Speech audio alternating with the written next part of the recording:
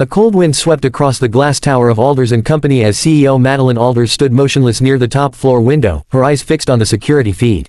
There he was again. Daniel Hayes, the quiet single-dad janitor who never spoke more than needed, always arrived first, left last, and refused every offer of help. Tonight, something was different. Daniel had rushed out of the building, almost running. No clock-out chat, no tired smile, just gone. Madeline's instincts, sharpened by years of reading people, told her something was wrong. And for the first time in her life, the CEO grabbed her coat, ignored her chauffeur, and followed an employee into the night. Chapter 1, he didn't know he was being followed. Daniel's old pickup rattled through downtown like it was held together by hope alone. Madeline trailed at a safe distance, confused. Why would a man earning barely above minimum wage refuse every raise she tried to give him? Why did a single dad work 2 shifts, then rush somewhere like the world was on fire? He finally stopped in the worn-down part of the city, where buildings leaned with age and streetlights flickered like they were trying to stay alive. Madeline's heartbeat quickened. This wasn't where her employees lived. Daniel stepped out, carrying a bag of groceries and something wrapped in an old blanket. She followed him quietly. Chapter 2, The Abandoned Building. Daniel entered what looked like an abandoned community center. The paint peeled off the walls, windows were broken, and a shaky hand-painted sign read, Hope Haven, closed due to lack of funding. Madeline froze. Hope Haven. She remembered it. Years ago, her mother had volunteered there before passing away. It had been the only warm place for homeless families. Daniel pushed open the door. Madeline crept behind and peered in through the cracked frame. Her breath caught. Chapter 3, What She Saw. Inside, dozens of children sat on worn carpets, wrapped in mismatched blankets.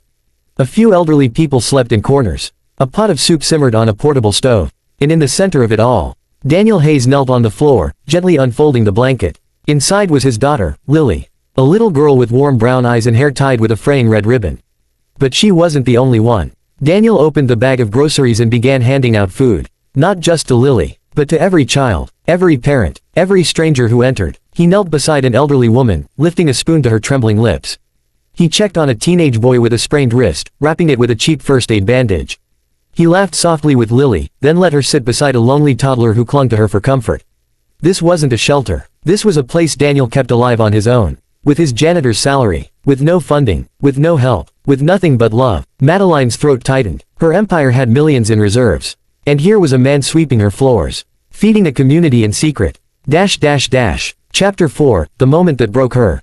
Madeline stepped inside quietly. Daniel turned, startled. Ms. Alders. What are you doing here? She didn't answer. Her eyes were focused on Lily, who was trying to share her only biscuit with another child.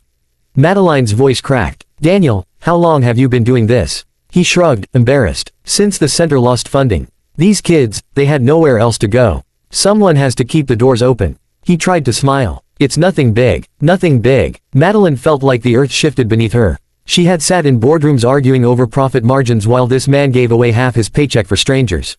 She couldn't hold back her tears anymore. Chapter 5, The Twist. Madeline knelt beside Lily. You're a very kind girl, she whispered. Lily smiled. Daddy says kindness is the only thing poor people can give without losing anything. Madeline's chest tightened painfully. Then she stood and faced Daniel. Tomorrow morning, Hope Haven reopens. Daniel blinked. What? I'm funding it, she said firmly. Not as a CEO. Not as a tax write-off. But because my mother loved this place, and because you've shown me what real leadership looks like.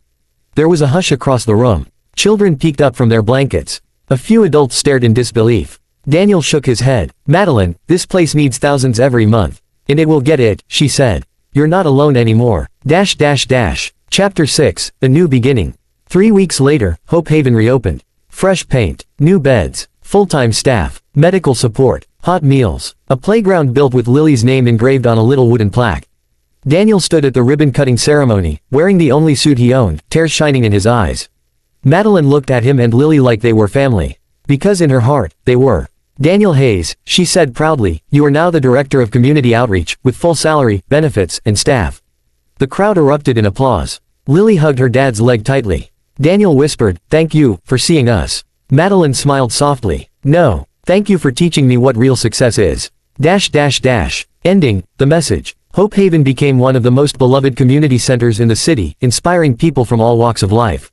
And in a world that often worships wealth, one CEO and one janitor showed everyone that the richest hearts belong to those who give, even when they have little. Because kindness, quiet, humble, unshakable, can change entire